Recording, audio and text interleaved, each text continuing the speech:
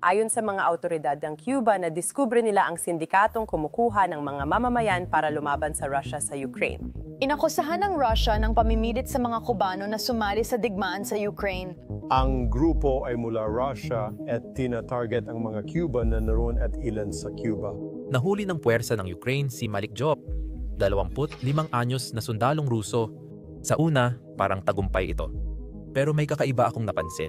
Sa interogasyon, nalaman nilang hindi siya Ruso o sundalo. Isa lang pala siyang biktima ng panlilinlang ng mga Ruso, panlilinlang ng bilang at kasakiman. Akala ng marami, mga Ruso at Ukrainian lang ang naglalaban sa digmaan. Pero may mandirigma rin mula sa halos 40 bansa na kasali rito.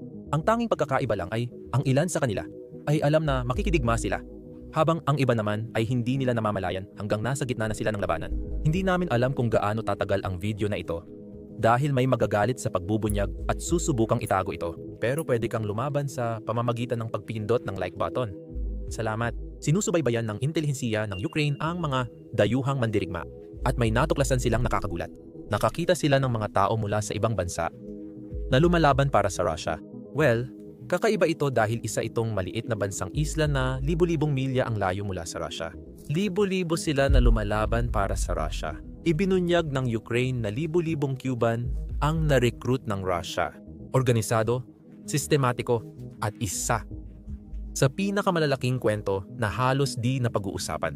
Batay sa United States State Department, simula ngayong taon, Cuba na ang pangalawang pinakamalaking pinagmumulan ng mga dayuhang sundalong lumalaban para sa Russia, kasunod ng North Korea. Kamangha-mangha ito. Sabi ng ilang ulat, nasa 1,000 hanggang 5,000 Cuban ang kasalukuyang nakikipaglaban. Iminumungkahi ng intelihensya ng Ukraine na ang totoong bilang ay maaaring mas mataas pa. Posibleng umabot ng hanggang 20,000 katao. Tandaan, sinabi ko, mga tao ito hindi sundalo. Yung iba nalinlang lang para sumali sa labanan. Para sa iba, gintong pagkakataon ito dahil ginawang kapaki-pakinabang ng Russia ang paglalaro sa buhay at kamatayan. Isipin mong may nag-aalok sa'yo ng dolyar. 2,000 kada buwan, mahigit 40 beses ng tipikal na kita ng isang Cuban para sa libo-libong kabataang lalaking dumaranas ng kahirapan at limitadong oportunidad. Napakabighani ng pangakong iyon. Hindi ito kasakiman kundi para sa kaligtasan. Simula ng digmaan, halos 1,000,000 sundalo na ang patay o sugatan sa Russia. Nawawalan sila ng halos 1,000 sundalo araw-araw. Kaya kumukuha ang Russia ng mga recruit mula ibang bansa. Sinasabi ng media na nauubos na ang kalaban ng Russia. Pero hindi ito totoo. May malaking problema rin sa budget ng gobyerno ng Russia. Sa unang 7 buwan ng 2,000 at 25 nagastos na nila ang dolyar, 61 bilyon na lagpas sa plano. 4 na ulit ito ng dating budget nila. May problema ang Russia. Bumababa ang benta ng langis at gas. Kulang ang buwis na nakokolekta. At malaki ang gastos sa digmaan. Kumukuha ang Russia ng mga dayuhan dahil hindi nila kayang magbigay ng sapat na bonus para mahikayat ang sarili nilang mamamayan na lumaban. Sa halip, lumalapit sila sa mga Cuban na kayang gawin ito ng mas mura. Dahil sa krisis sa pera na ito, nagsimula na silang bawasan ang mga iniaalok nila. Sa ilang lugar, bumaba ang signing bonus mula P34,000 hanggang P9,000 na lang. Ngayon, malinaw na malaking bawas iyon. Pero kahit na mas mababa na ang bayad, hindi pa rin makahanap ang Russia ng sapat na mga Russian na gustong lumaban. Imbis na lokal, mga Cuban at North Korean na mas murang sundalo ang kinukuha. Hindi kailangang bayaran ng Russia ng malaki ang mga ito at hindi rin nila kailangang ibigay ang parehong benepisyo na natatanggap ng mga Russian.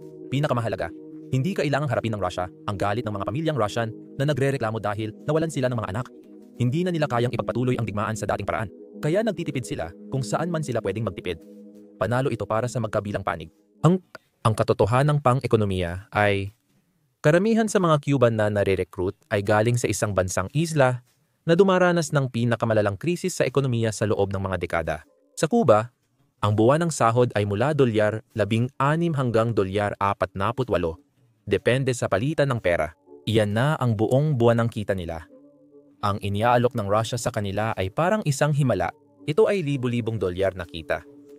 Pero, sa papel lang naman, laging itinatanggi ng pamahalaan ng Cuba ang kaugnayan sa ganitong pagre-recruit. Inilalarawan nila ang fenomeno na ito bilang illegal na human trafficking na ginagawa ng mga kriminal na grupo na kumikilos ng walang pahintulot ng Estado. Sabi nila wala silang kinalaman at nilalabanan nila ito sa pagitan ng 2023 at 2025 na kasong kriminal na may kaugnayan sa aktibidad ng mga mersenaryo ang nilitis ng mga korte sa Cuba. Nagresulta ang mga paglilitis sa 26 na nakulong, may sentensyang 5 hanggang 14 na taon. Sa unang tingin, parang pinaiigting ng Cuba ang paghuli sa mga recruiter. Pero may kakaiba akong napapansin. Dahil sa lawak at sistematikong pagre-recruit, maraming tagamasid ang nagduda sa opisyal na kwento. Sabi nila, paano raw nagkakaroon ng ganitong operasyon nang walang pahintulot mula sa gobyerno sa mahigpit na sistema ng Cuba? Isang operasyong nagpapalikas ng libu-libong tao, nag-aayos ng biyahe, nagpoproseso ng kontratang militar, at ginagawa ito ng bukas at sistematiko. Sa bansang mahigpit ang gobyerno sa hangganan at kilos ng tao, imposible itong mangyari nang di alam ng awtoridad. Sobrang laki ng mga bilang, sobrang organisado ng grupo, sobrang tuloy-tuloy ang pagdating ng mga bagong recruit. Marami sa mga eksperto at tagamasid, tingin nila hindi talaga ito tugma. Imposibleng hindi alam ng isang mahigpit na gobyerno gaya ng Cuba na libu-libong mamamayan nila ang umaalis para lumaban sa ibang bansa, kahit pa sa pamamagitan ng direktang pakikialam o sinadyang pagpapahintulot. Hindi magagawa ang operasyong ito sa ganitong kalakihan nang walang kaalaman ng gobyerno sa kahit anong antas. Malupit ang sistema, pero obra maestra ito ng plano at aksyon. Hindi isang formal na kasunduang militar sa pagitan ng mga gobyerno ang pipeline na nagdadala ng libu-libong Cuban sa mga larangan ng digmaan sa Ukraine. Gumagana ito sa gray area gamit ang pribadong mamamayan, social media, at patong ng legalidad. Ang istruktura ay nagbibigay sa Russia at Cuba ng kakayahang itanggigi ang direktang pakikilahok habang pinapadali ang tuloy-tuloy na daloy ng sundalo. Nagsisimula ang pagre-recruit online sa mga Spanish language na grupo sa social media. Ang Facebook group ng mga Cuban sa Moscow at Russian social network na Vikan Toktia ay plataporma para sa mga patalastas ng kumikitang trabaho sa Russia. Nangako ang mga post ng mataas na sahod, signing bonus, at Russian citizenship. Ang mga patalastas ay nagsasabi ng mga sinadyang malabong detalye tungkol sa militar na kalikasan ng trabaho. May ilan na binabanggit ang konstruksyon, habang ang iba naman ay nagsasalita tungkol sa mga gawaing rekonstruksyon. Iilan lang ang nagsasabing ang nire-recruit ay sasali sa digmaan. Ang mga mamamayan ng Cuba ay maaaring pumasok sa Rusya bilang mga turista nang hindi nangangailangan ng visa, na isang mahalagang bentahe na nagpapadali sa buong scheme ng pagre-recruit. Ilan sa mahahalagang tao ang namumuno sa network dito, kabilang si Yelena Smirnova, 41 anyos na Russian travel agent mula Ryazan. Siya ang nagpo-post ng trabaho, anunsyo, at namamahala ng logistics sa network. Ayon sa kanyang abogado, tumulong siya sa pagre-recruit ng mahigit 3,000 dayuhan.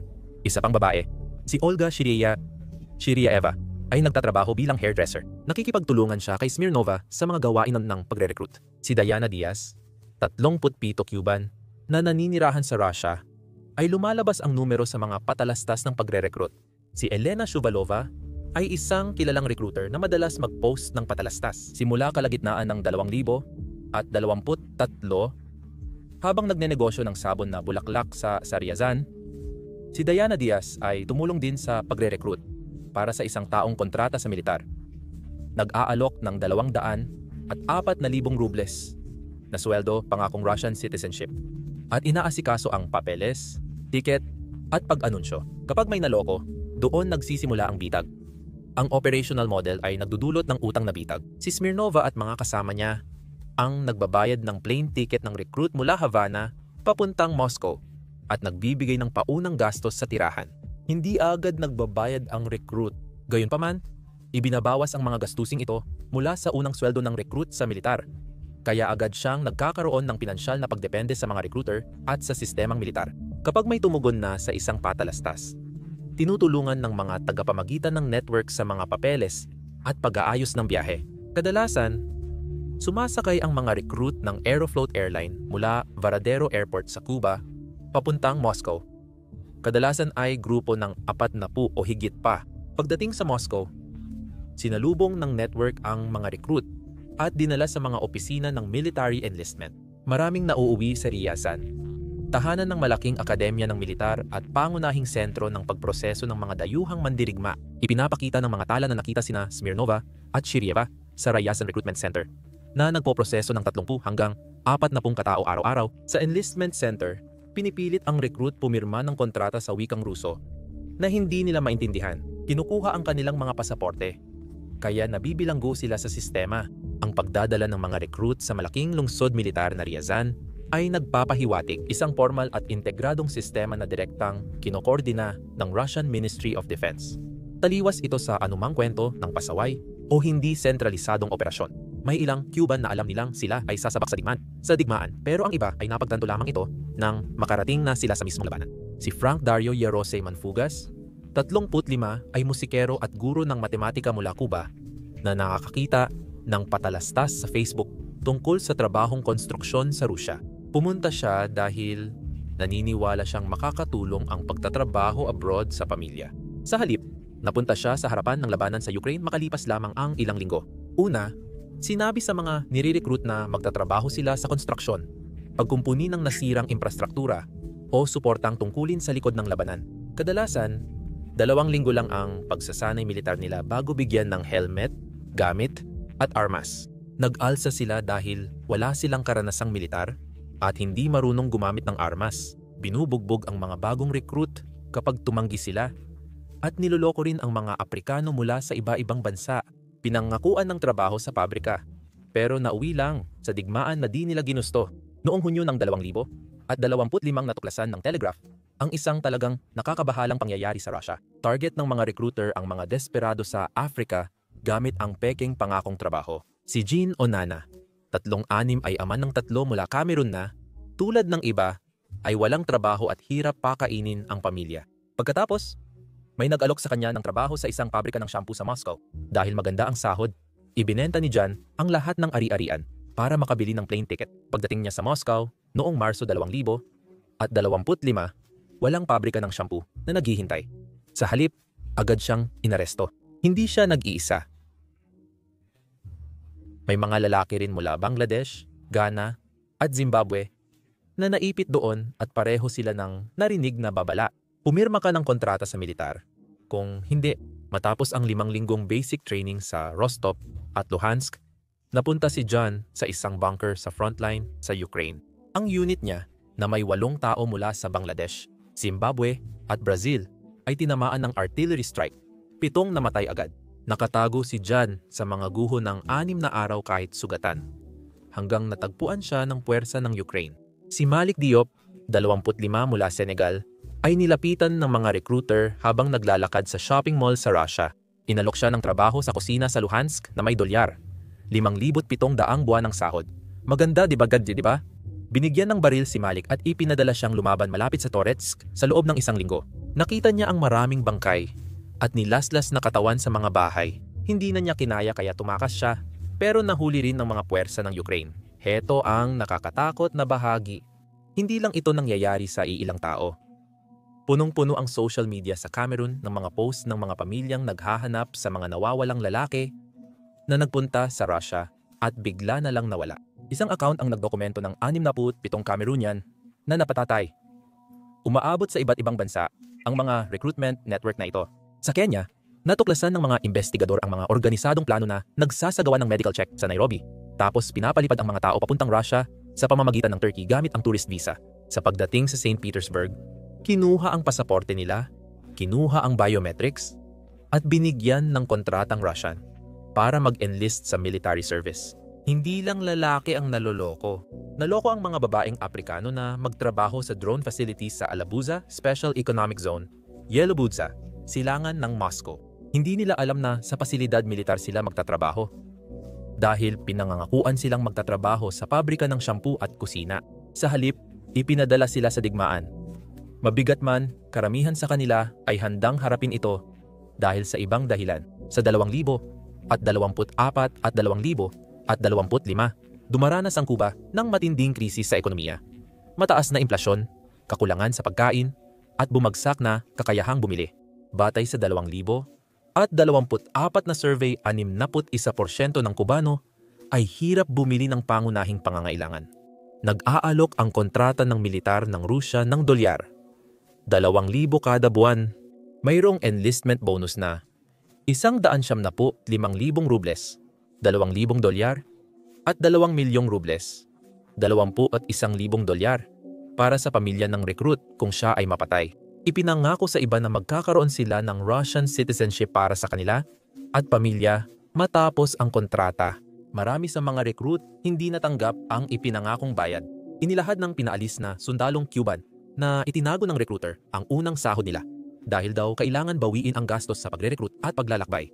Ilang Cuban ang pinaalis sa hukbong Ruso noong Enero 2024 nang hindi nabayaran, walang pasaporteng Ruso o legal na dokumento, kaya naging palaboy at nanganganib mapatapon.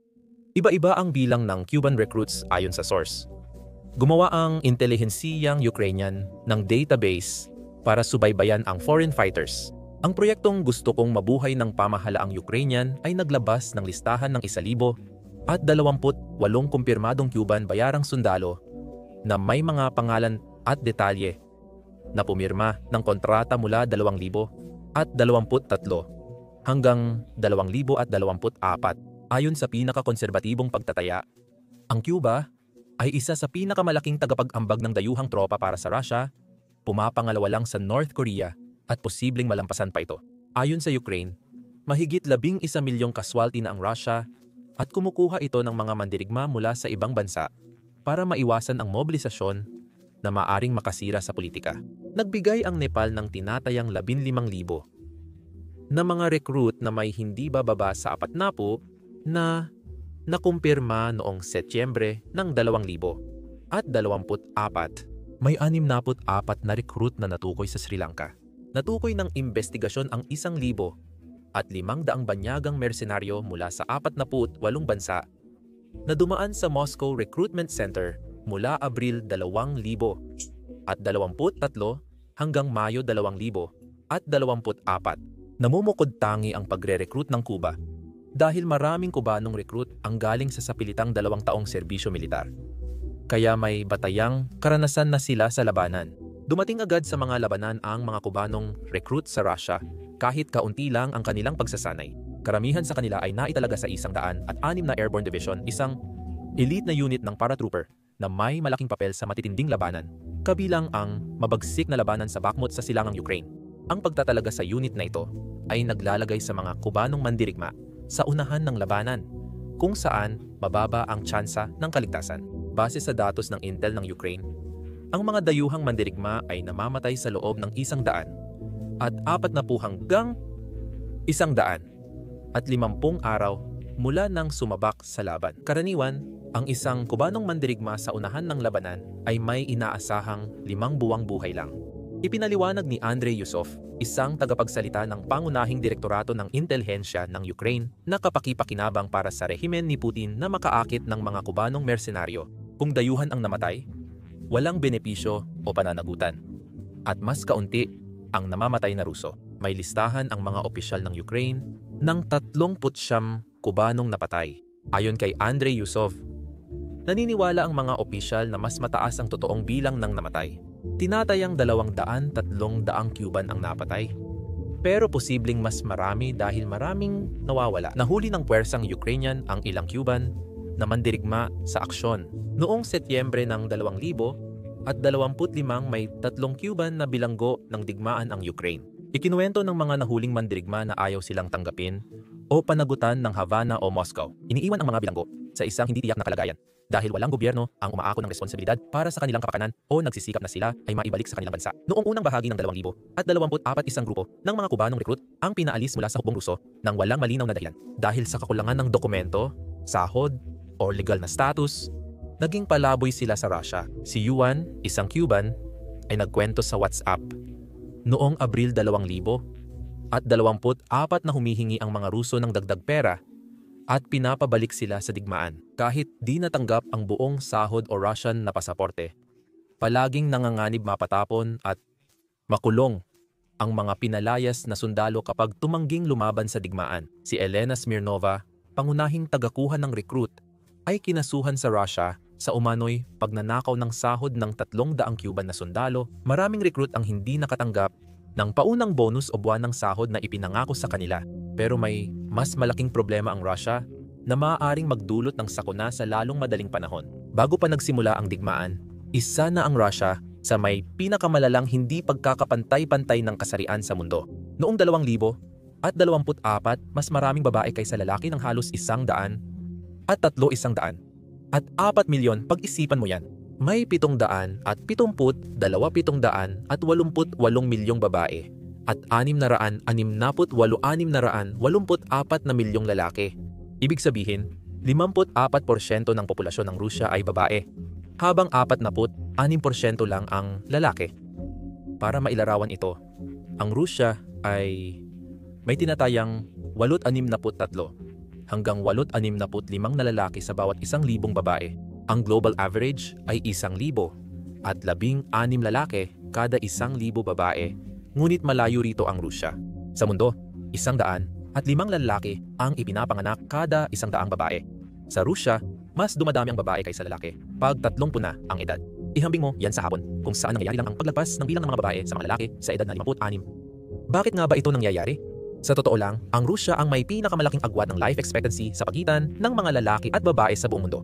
Noong 2022, mas mahaba ng 10-11 taon ang buhay ng mga babaeng Ruso kaysa sa lalaki.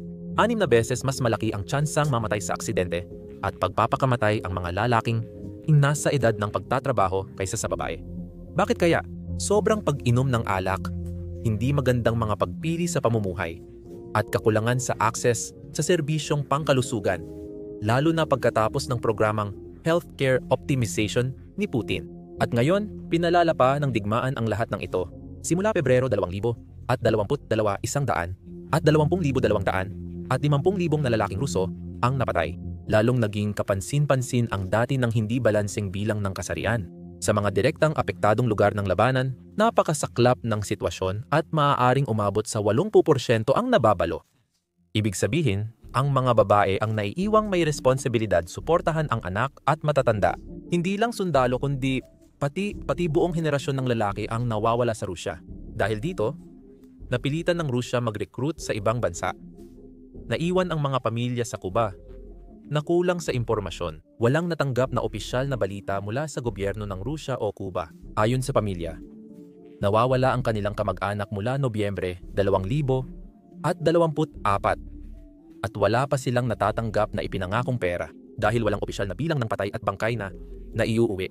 Tinatago ng Cuba sa publiko ang tunay na bilang ng mga namatay. Ayon sa intelihensya ng Ukraine, mahigit 200 at 50 Kubanong mandirigma ang nasa frontline kahit tapos na ang kanilang kontrata. Ang nagsimula bilang di umano'y voluntaryong kontrata para sa oportunidad sa ekonomiya ay nauwi sa pilitang paggawa sa gitna ng armadong labanan. Noong Setyembre 4, 2023, kinilala ng Kagawaran ng Ugnayang Panlabas ng Cuba ang issue sa pagre-recruit. Sabi ng pamahalaan, hindi kasali ang Cuba sa digmaan sa Ukraine at nadiskubre ng mga autoridad ang human trafficking network mula Russia na nagre-recruit ng mga Cuban sa militar. Binibigyang diin ng pamahalaan ang matatag at malinaw nitong paninindigan laban sa mercenarismo at sinabi nilang nagsusumikap silang mapigilan at buwagin ang mga recruitment network.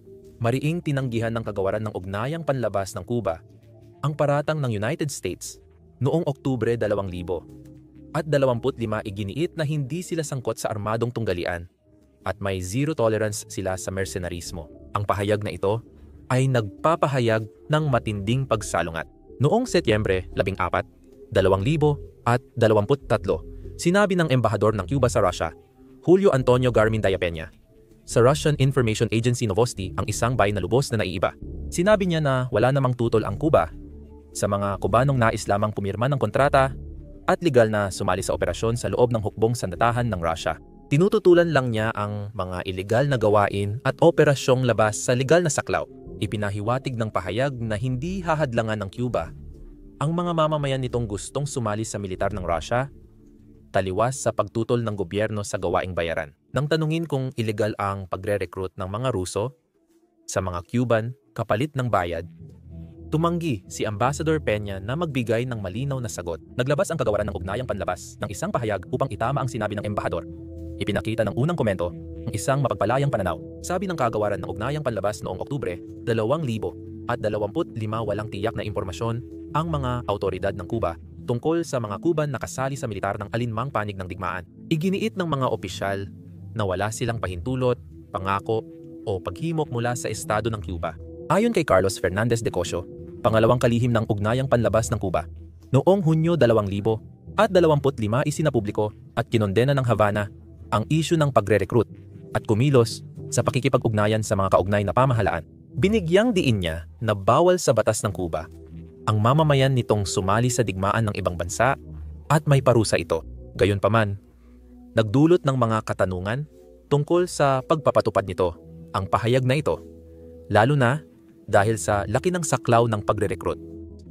Tinawag ng Cuba ang paratang ng United States na bahagi ng kampanyang pampulitika para pahinain sila bago ang taunang botohan ng United Nations General Assembly sa United States embargo. Ang timing ng paratang ng United States bago ang United Nations botohan ay nagpalakas sa pahayag ng Cuba na ginagamit ng Washington ang issue ng pagre-recruit bilang panangga sa diplomasya. Kahit tumanggi ang Cuba, nagduda ang mga internasyonal na tagamasid sa di umano'y kawalang alam at di pagkakasangkot ng gobyerno. Ayon kay Andrei Yusov, opisyal ng intelihensya ng Ukraine, hindi mangyayari ang pagre-recruit kung walang basbas ng rehimeng Cuban dahil sa totalitaryang katangian ng Cuba. At may mga lumitaw na ebidensya na nagpapahiwatig ng posibleng opisyal na pakikibahagi. Sa paunang investigasyon ng recruitment network, nadawit ang isang Russian major, si Colonel Milon Gomez, military attaché ng Cuban Embassy sa Moscow, ay sangkot sa pagre-recruit ng 189 Cuban na direktang konektado sa isang opisyal na kinatawan ng estado sa plano. Binigyang diin ng intelligence ng Ukraine at United States, mambabatas ang sistematikong pagre-recruit. Ang paggamit ng opisyal na paliparan at madaling operasyon ng mga recruiter ay nagpapakitang nagbubulag-bulagan ang mga autoridad ng Cuba. Sa pagbisita niya sa Kremlin noong Mayo 2024, sinabi ni Pangulong Miguel Diaz-Canel ng Cuba sa tabi ni Vladimir Putin na suportado ng Cuba ang tagumpay ng espesyal na operasyong militar. Hindi ito wika ng neutral, kundi ng tapat na kaalyado. Maaaring nagpapakita ng masalimuot na estratehiya ang hindi malinaw na posisyon ng Cuba. May benepisyo ang pagre-recruit sa pamahalaan ng Cuba kahit walang direktang pakikialam. Nagbibigay ito ng pansamantalang ginhawa sa ekonomiya. Binabawasan ang posibilidad ng kaguluhan, dulot ng kawalan ng trabaho at kahirapan. Ang remittance ng mga na-recruit ay nagbibigay ng matatag na pera sa mga pamilya at ekonomiya ng Cuba. Ang pagpapanatili ng tinatawag na plausible deniability ay nagbibigay daan sa Cuba na mapanatili ang ugnayan nito sa Russia habang iniiwasan ang direktang pagkondena ng international na komunidad. Noong Oktubre 2025, inaprubahan ng Federation Council ng Russia ang kasunduang militar sa Cuba na nilagdaan noong Marso 2025. Naglalatag ang kasunduang ito ng legal na gabay para sa magkasanib na operasyon, pagsasanay, pagbabahagi ng impormasyon, at posibleng pag-deploy ng mga base militar. Iminungkahi ng mga opisyal ng Russia na maaaring magbigay daan ang kasunduan sa kalaunan para sa pag-deploy ng mga makabagong sistema ng armas sa Cuba, kabilang ang Iskandar Operational Tactical Missile Systems at ang Orechnik Medium-Range Ballistic Missile System, kasabay ng kontrobersya sa pagre-recruit. Lalong lumalim ang ugnayang militar ng Russia at Cuba. Ipinapakita nito na kahit ano pa ang opisyal na posisyon ng Cuba, mas napalapit sila sa estratehikong interes ng Moscow. Direktang kinondena ng Estados Unidos ang parehong Cuba at Russia. Inakusahan ng tagapagsalita ng United States State Department ang pamahalaan ng Cuba na hindi naprotektahan ang mamamayan nila mula sa pagkakasangkot sa digmaan ng Russia at Ukraine. Noong Oktubre 2025, naglabas ang Administrasyong Trump ng cable mula sa kagawaran ng Estado na nag-uutos sa mga diplomat ng United States na gamitin ang papel ng Cuba bilang pangunahing tagapag-ambag ng tropa. Argumento kontra sa United Nations resolution na humihiling tanggalin ang United States embargo sa Cuba. Gayunpaman, limitado lamang ang naging tagumpay ng kampanyang diplomatiko. Noong Oktubre 2024, 187 bansa sa United Nations ang bumoto pabor sa pagtatapos ng embargo. United States at Israel lang ang tumutol. Kagaya lang ito ng resulta ng mga nakaraang taon. Hindi tulad ng malinaw na posisyon ng Washington. Tahimik at hati-hati ang reaksyon ng Latin America. Si Pangulong Gabriel Boric ng Chile ay palaging kritiko ng pananakop ng Russia. Ang Argentina sa ilalim ni Pangulong Javier Milei ay mas lumapit sa kanluran. Gayunpaman, nanatiling neutral ang Brazil sa ilalim ni Pangulong Lula at Colombia sa ilalim ni Pangulong Gustavo Petro. Kadalasang nananawagan ng usapang pangkapayapaan. Matibay na sinusuportahan ng tradisyonal na kaalyado ng Cuba, tulad ng Venezuela at Nicaragua ang Russia. Maraming pamahalaan sa rehiyon ang may diplomatiko sa Cuba at Russia at umiiwas magpahayag ukol sa pagre-recruit. Hindi pa formal na tinatalakay ng Organisasyon ng mga Estadong Amerikano ang partisipasyon ng Cuba sa Ukraine. Matapang na tinutulan ng Cuba ang paratang ng United States habang pinalalakas ang ugnayan sa Russia. Palaging inilalarawan ni kalihim ng ugnayang panlabas Bruno Rodriguez ang mga paratang ng United States bilang mga ataking may motibong politikal na layuning bigyang katwiran ang embargo. Sa United Nations General Assembly, tinawag niyang komersyal na digmaan ang United States embargo na nagdulot ng 48 bilyong pinsalang ekonomiya noong 2023. Pinalawak ng Rusya ang suportang pang-ekonomiya para sa Cuba. Noong Hunyo 2025, nagkita ang ministro ng enerhiya ng Rusya at mga opisyal ng Cuba para talakayin ang kooperasyon sa enerhiya hanggang 2050. Nangako ang Rusya na iimodernisa ang enerhiya ng Cuba at maglalaan ng 164 na milyong toneladang langis at petrolyo bawat taon. Ipinahayag ng pamahalaan ng Rusya na iuutos nito sa mga korporasyon ng Rusya na mamuhunan ng 1 bilyon sa Cuba mula 2,000 at 25 hanggang 2030. Sumali ang Cuba sa Brazil, Russia, India, China, South Africa noong Enero 2025. At sa Brazil, Russia, India, China, South Africa, New Development Bank noong Hulyo 2025. Tinawag ito ng Pangulo ng Cuba na malaking pag-asa para sa timog at hakbang sa mas makatarungan, pantay na kaayusan sa mundo. Nagbibigay ang pagiging miyembro ng New Development Bank sa Cuba ng bagong mapagkukunan ng kredito para sa mahahalagang sektor. Napansin ng Europa at NATO ang papel ng Cuba. Ngunit hindi ito naging pangunahing layunin sa diplomasya. Noong Oktubre 2024, sinabi ng NATO na may ebidensya ng mga sundalong North Korean sa Russia na nagpapalala sa sitwasyon. Sa kabilang banda, ang pakikilahok ng Cuba, bagamat malaki ang bilang, ay inilarawan bilang pagre-recruit ng mga individual sa halip na opisyal na pagpapadala ng mga unit militar ng Estado. Ang North Korea ay nagpadala ng humigit kumulang 12,000 sundalo sa Russia, pangunahing sa rehiyon ng Kursk. Di tulad ng mga bayarang sundalo mula Cuba na nirecruit sa mapanlinlang na paraan, ang North Korean soldiers ay opisyal na unit ng militar ng Estado na ipinadala sa ilalim ng formal na kasunduan. Ang mga sundalo ng North Korea ay binigyan ng uniforme, armas, at pagsasanay ng Russia at sumanib sa mga unit sa ilalim ng utos ng Russia. Magkaiba ang paraan ng pagpapadala. Ang North Korea, aprobado ng Estado, ay nagpapadala ng mga sundalo bilang unit ng militar. Ang mga mandirigmang Cuban ay nire-recruit ng paisa-isa sa network na itinatanggi ng Cuba. Pareho ang layunin ng dalawang pagpapadala para sa Russia.